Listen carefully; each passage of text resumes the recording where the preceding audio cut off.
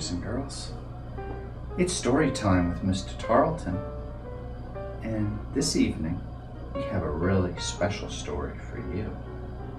One of my favorites by Clement Seymour. 'Twas the night before Christmas.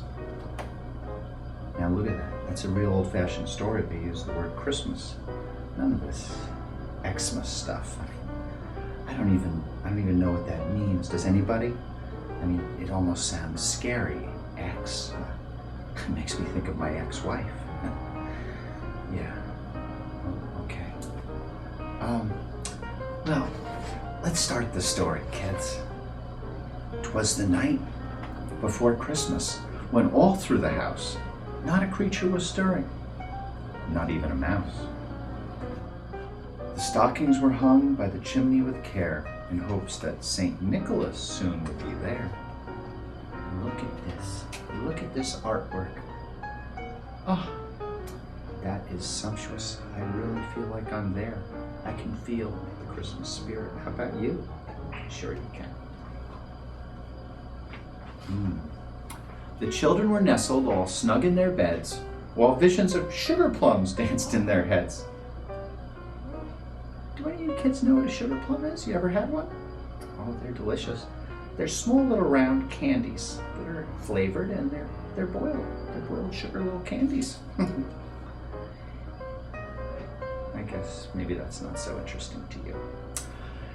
And Mama in her kerchief and I in my cap had just settled down for a long winter's nap, when out on the lawn there arose such a clatter, I sprang from my bed to see what was the matter. Away to the window I flew like a flash, tore open the shutters and threw up the sash. That's the window. Oh, look at that. Look at him go.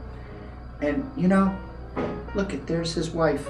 How nice that must be to wake up in the middle of the night and have somebody there who cares for you. Look at her. He's not waking up to an empty bed.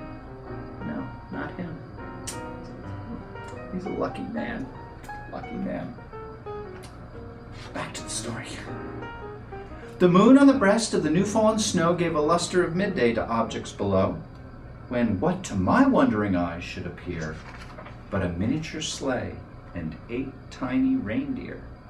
With a little old driver so lively and quick, I knew in a moment it must be Saint Nick. More rapid than eagles his coursers they came, and he whistled and shouted and called them by name. Now Dasher and Dancer, Prancer and Vixen, on Comet, on Cupid, on Donder and Blitzen, to the top of the porch, to the top of the wall, now dash away, dash away, dash away all. Wow. You think about it, it's really a metaphor for life, As those reindeers dash away, I think of all the people who've dashed away from my life. I don't even know where they've gone. No, and I mean that literally. They will not give me their forwarding address, but they've all just gone away. Children, aunts, uncles, relatives. Okay. As dry leaves that before the wild hurricane fly when they meet with an obstacle mount to the sky, so up to the housetop the coursers they flew, with a sleigh full of toys, and St. Nicholas too. And then in a twinkling I heard on the roof the prancing and pawing of each little hoof. As I drew in my head and was turning around, down the chimney St. Nicholas came with a bound. Oh, and children, look at this picture. I have to share this with you. This is really the spirit of Christmas. Look at all that snow. This definitely is not taking place in California, is it? You have a little drought. And I'll tell you what, you should probably enjoy it while you can, because 20 years from now with global warming, you're not going to see any snow like this. You'll be lucky if you see snow again in your lifetime, maybe 20 years from now. Of course, I'll be dead by then, so I don't know why I really worried about it. Let's see. He was dressed all in fur from his head to his foot, and his clothes were all tarnished with ashes and soot. A bundle of toys he had flung on his back, and he looked like a peddler just opening his pack. His eyes, how they twinkled, his dimples, how merry. His cheeks were like roses, his nose like a cherry. His droll little mouth was drawn up like a bow, and the beard on his chin was as white as the snow. The stump of a pipe he held tight in his teeth, and the smoke it encircled his head like a wreath. He had a broad face and a little round belly that shook when he laughed like a bowl full of jelly.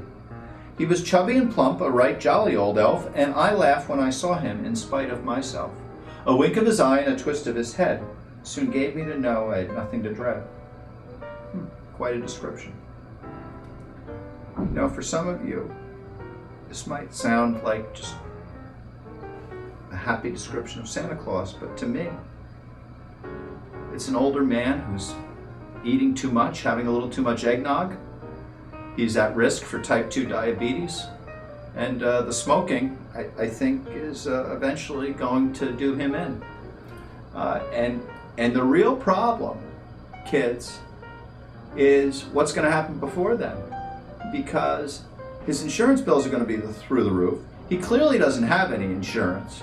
So who's going to be paying for that? You are, the taxpayer, okay? And it's things like this that is going to bankrupt the healthcare system. Old men like this running around, smoking, eating, drinking. It's ridiculous. He spoke not a word, but went straight to his work and filled all the stockings, then turned with a jerk. And laying his finger aside of his nose and giving a nod, up the chimney he rose. He sprang to his sleigh, to his team gave a whistle, and away they all flew like the down of a thistle. But I heard him exclaim, ere he drove out of sight, Happy Christmas to all, and to all a good night. And I hope all of you have a good and Merry Christmas, because it's a very special day. It's a very important day.